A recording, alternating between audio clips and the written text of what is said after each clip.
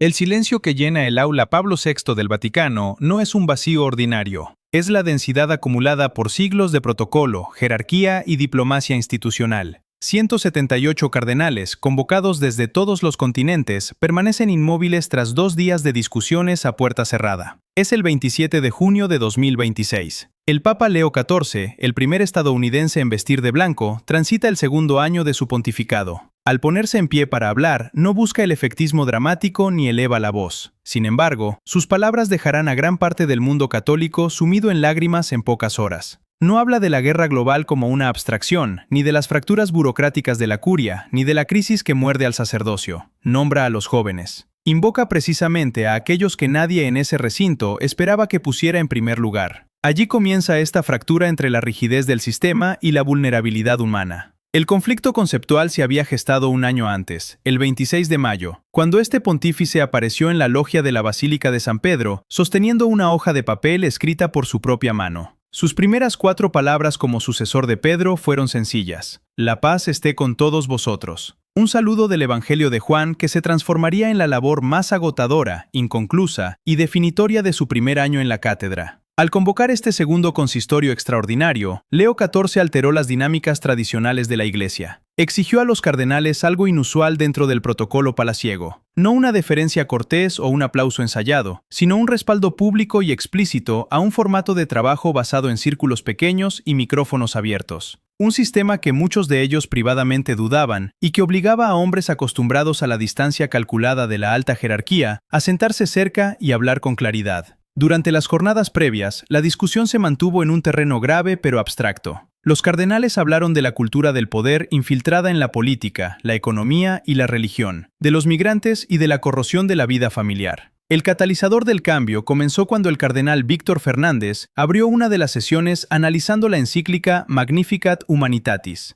Este documento introdujo una fisura conceptual al declarar que la categoría moral clásica de la guerra justa está obsoleta en la práctica del siglo XXI, imponiendo un estándar más estricto de legítima defensa y señalando los conflictos de Gaza y el sur del Líbano como destrucciones indiscriminadas que la Iglesia ya no puede bendecir con su silencio. El debate mudó de registro el sábado cuando el cardenal Stephen Breslin de Johannesburgo utilizó la oposición entre la Torre de Babel y la ciudad de Jerusalén para cuestionar si la expansión tecnológica y la inteligencia artificial generan relaciones más justas o si simplemente construyen estructuras magníficas habitadas por personas disminuidas. Bajo la presidencia del cardenal tanzano Protase Rugambwa, la asamblea reconoció una crisis antropológica donde la identidad se desvincula de las relaciones. En ese entorno confidencial surgió el dato más desgarrador. Los cardenales detallaron la soledad estructural de los jóvenes en sus diócesis, atrapados en una cultura de pantallas que ofrece conexión infinita pero entrega aislamiento. Una realidad tan profunda que había empujado a muchos al extremo desesperado de quitarse la vida. Al clausurar el consistorio, Leo XIV no se limitó al habitual resumen administrativo. Tras recordar el dolor de las 1.400 víctimas por los terremotos en Venezuela, abordó la herida de la juventud. Pronunció ante la jerarquía la palabra suicidio de forma clara, sin eufemismos teológicos. El choque ideológico se manifestó al vincular esa desesperación con la gracia. El pontífice afirmó que en esa búsqueda de autenticidad reside la actividad misma del Espíritu Santo, entrelazando la herida y la gracia en el mismo corazón joven. Esta postura compasiva colisionó con las tensiones sistémicas de la institución. Mientras el Papa hablaba de reconciliación, la sociedad de San Pío X avanzaba hacia consagraciones episcopales que Roma había suplicado detener. Dentro del aula, el cardenal Gerhard Müller presionó para obtener una respuesta institucional formal ante este desafío doctrinal. Una intervención de alta tensión eliminada de la síntesis oficial. El relato se detiene aquí, en este nudo de contradicciones. La Iglesia se encuentra suspendida entre asumir el dolor de una generación que se destruye en silencio y la necesidad de contener una fractura interna inminente en su propio flanco jerárquico. ¿Podrá una estructura milenaria resistir la presión combinada de un cisma tradicionalista y la exigencia de una apertura radical hacia las heridas del mundo moderno? Detrás de los muros del Vaticano, el intento de mantener el control sobre la narrativa oficial comenzó a fracturarse de inmediato. La maquinaria institucional opera bajo la premisa histórica de que lo que no se registra en la síntesis oficial simplemente no existe. Sin embargo, la realidad interna de la Iglesia bullía con una resistencia silenciosa pero feroz. Mientras el Papa Leo XIV hablaba de una institución abierta a la vulnerabilidad humana, las estructuras jerárquicas más rígidas intentaban contener el impacto de sus propias divisiones políticas. El cardenal Gerhard Müller había presionado firmemente durante las sesiones para obtener una respuesta institucional y formal ante el desafío de la sociedad de San Pío X.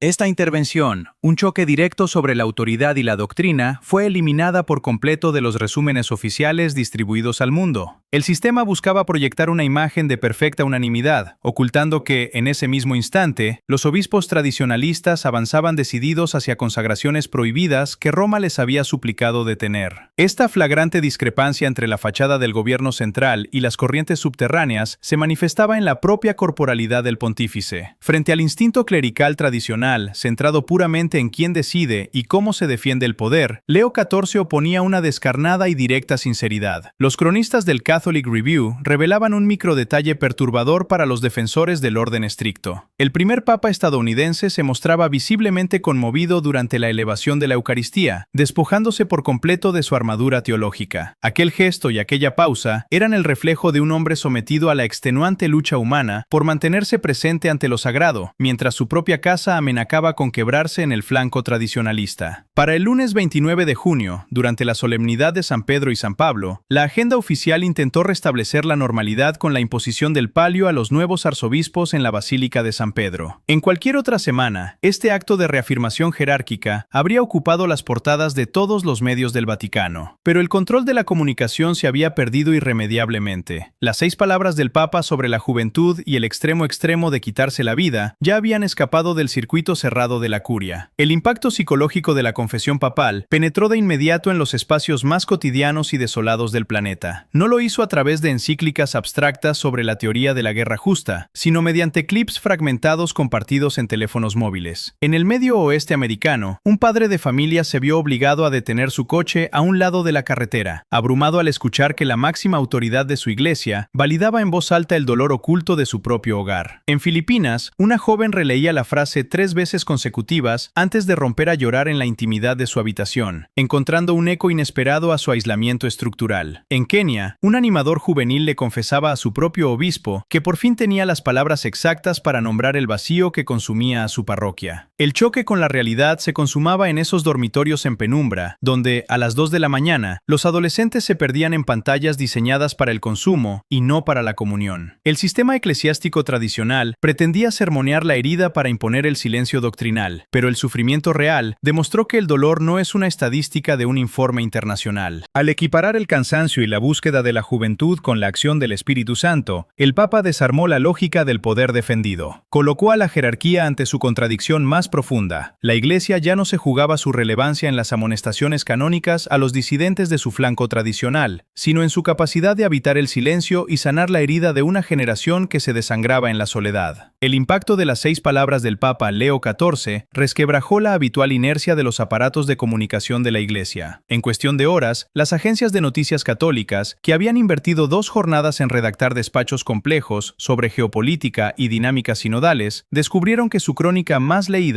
no trataba de los equilibrios de poder en la curia. El foco se había desplazado por completo hacia la admisión del suicidio y la desesperación juvenil. La onda de expansión de este mensaje desbordó los canales oficiales para filtrarse en los teléfonos particulares, en las anotaciones para las homilías y en las conversaciones de padres que carecían de un lenguaje para nombrar su propio miedo. Frente a esta marea de cruda realidad, las estructuras más rígidas del sistema ensayaron sus líneas de resistencia. El instinto clerical, habituado a diluir el dolor en abstracciones solemnes como polarización, fragmentación o relativismo, intentó neutralizar la contundencia del discurso. Se activaron los mecanismos de contención que buscan reconducir el debate hacia la vieja disputa sobre quién ostenta la autoridad legal y cómo se defiende el poder. La omisión en la síntesis oficial de la petición del cardenal Gerhard Müller para responder al desafío tradicionalista grid evidenció este intento de desviar la atención. Las fuerzas más conservadoras redoblaron su oposición silenciosa, mientras la sociedad de San Pío X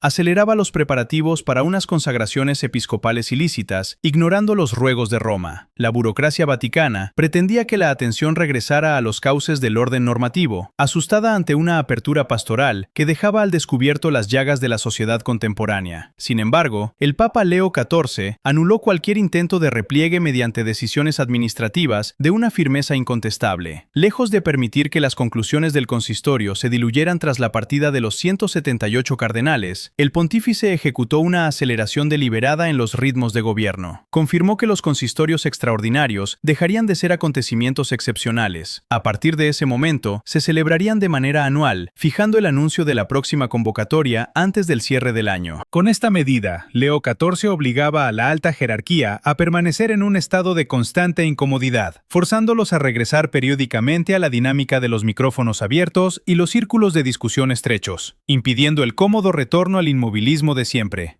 Para consolidar esta dirección, el Papa vinculó esta apertura con la asamblea programada para el mes de octubre, donde convocó a los jefes de las iglesias orientales y a los presidentes de las conferencias episcopales. El marco elegido era un encuentro diseñado en torno a la realidad de la familia, coincidiendo con el 10º aniversario de la exhortación Amoris Laetitia. Al recuperar este documento, el pontífice obligaba al aparato eclesial a confrontar las situaciones más imperfectas, complejas y humanas del tejido social. Para Leo XIV, la familia no era un concepto idealizado que defender desde un tribunal doctrinal, sino una escuela de relaciones donde una herida mal atendida obliga a toda la comunidad a pagar el costo del aislamiento. La tensión institucional alcanzó su punto máximo en los días posteriores a la solemnidad de San Pedro y San Pablo. Mientras los sectores tradicionalistas ejecutaban su ruptura y la curia intentaba matizar sus palabras, el Papa se mantuvo firme en la premisa expuesta en su encíclica Magnificat Humanitatis. La teoría de la guerra justa ya no podía justificar la destrucción en Gaza o el sur del Líbano, ni la doctrina ignorar el calvario de los adolescentes tras sus pantallas.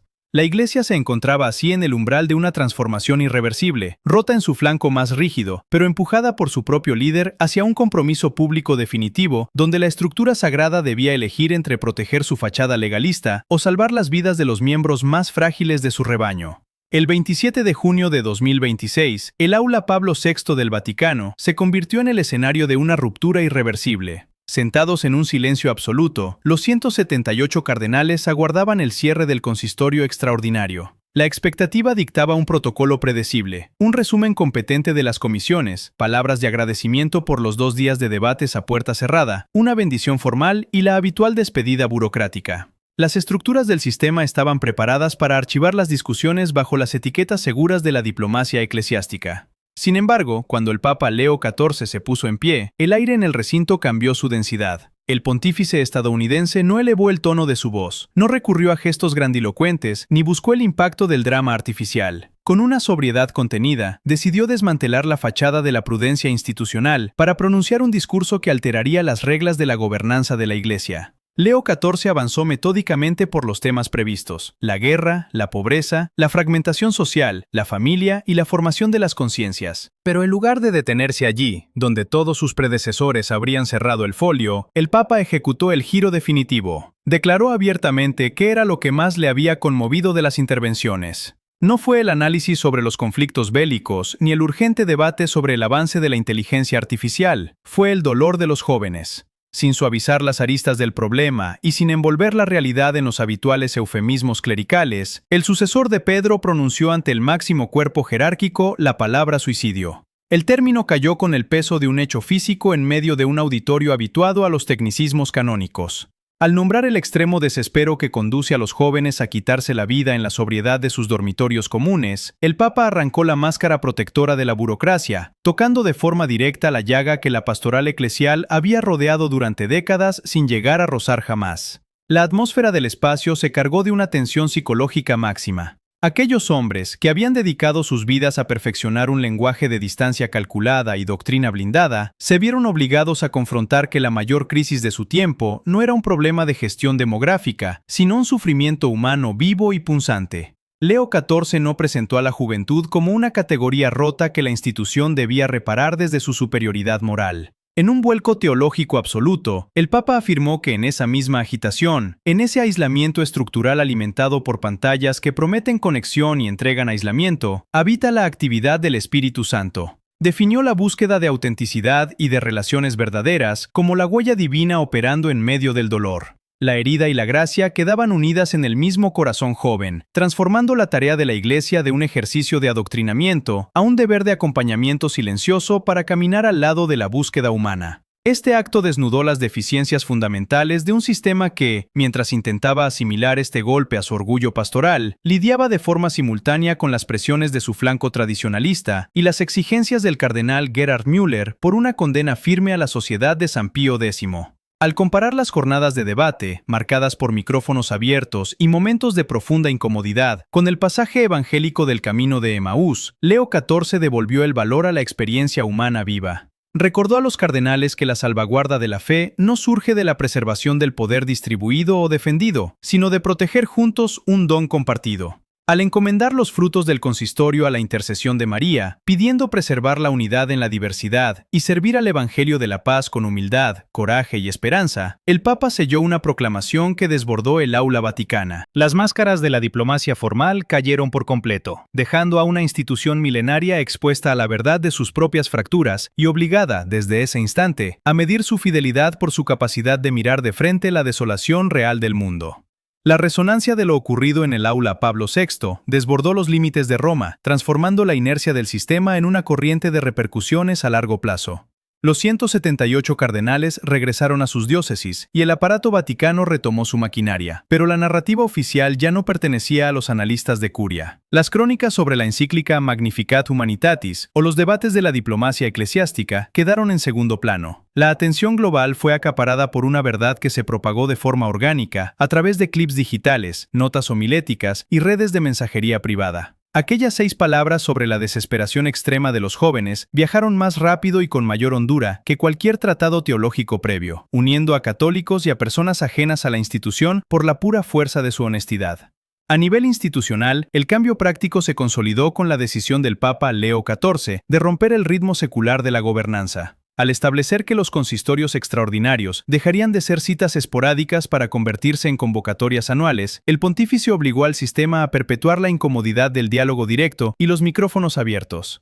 El regreso al inmovilismo burocrático quedó fracturado por una estructura que ahora se autoexigía revisar sus prioridades año tras año. Esta aceleración deliberada encontró su hito en la Asamblea de Octubre, coordinada con los jefes de las iglesias orientales y los presidentes de las conferencias episcopales. Aquel encuentro, programado en el 10º aniversario de Amoris Laetitia, situó a la familia en el centro de la práctica pastoral real, asumiendo que el aislamiento de un hogar hiere a la sociedad en su conjunto. La transformación más profunda no se midió en decretos, sino en la mutación de la realidad cotidiana para los personajes más vulnerables. La dispersión de las palabras papales alcanzó los escenarios locales descritos en la fuente. En el medio oeste americano, un padre de familia detuvo su automóvil al lado de la carretera, incapaz de seguir conduciendo mientras escuchaba que la iglesia finalmente ponía nombre al dolor oculto bajo su propio techo. En las islas de Filipinas, una joven releyó la frase 3 veces en la penumbra de su habitación, deteniendo su llanto al comprender que su aislamiento ya no era un fracaso individual, sino una condición compartida. En Kenia, un animador juvenil encontró frente a su obispo el lenguaje preciso que había buscado torpemente durante años para comunicarse con su comunidad, legitimando un sufrimiento que las estructuras solían evadir. La quietud regresó también a aquellos hogares donde los padres yacían insomnes, aterrorizados por el silencio de sus hijos. El discurso no eliminó los desafíos cotidianos, pero ofreció el primer acto de misericordia, nombrar la herida con honestidad desde la cátedra de mayor autoridad moral del planeta. Para el joven que navegaba por su teléfono a las 2 de la mañana atrapado en la insoportable soledad de las pantallas, la declaración papal operó un cambio existencial fundamental. Su desolación y su búsqueda de autenticidad dejaron de ser una marca de vergüenza para convertirse en un espacio sagrado. El relato se cierra regresando a la dimensión humana con la que todo comenzó. El Papa Leo XIV, el hombre que inició su pontificado con 4 palabras escritas de su propio puño, «La paz esté con todos vosotros», completó el círculo de su primera gran labor, extendiendo esa misma paz a los miembros más frágiles de su rebaño. Detrás de las crisis doctrinales y de las amenazas de fractura tradicionalista, la realidad interna demostró que el verdadero pulso de la fe se decide en la intimidad del corazón. Al redefinir la búsqueda desesperada de los jóvenes no como una imperfección, sino como el rastro vivo del Espíritu Santo, la narrativa institucional se despoja de sus armaduras de poder. La historia concluye en la serenidad de una verdad compartida, donde la estructura milenaria acepta que su misión consiste en caminar junto a la vulnerabilidad en la oscuridad, reconociendo que incluso en el abismo de la soledad humana, el misterio de la gracia continúa operando de manera silenciosa.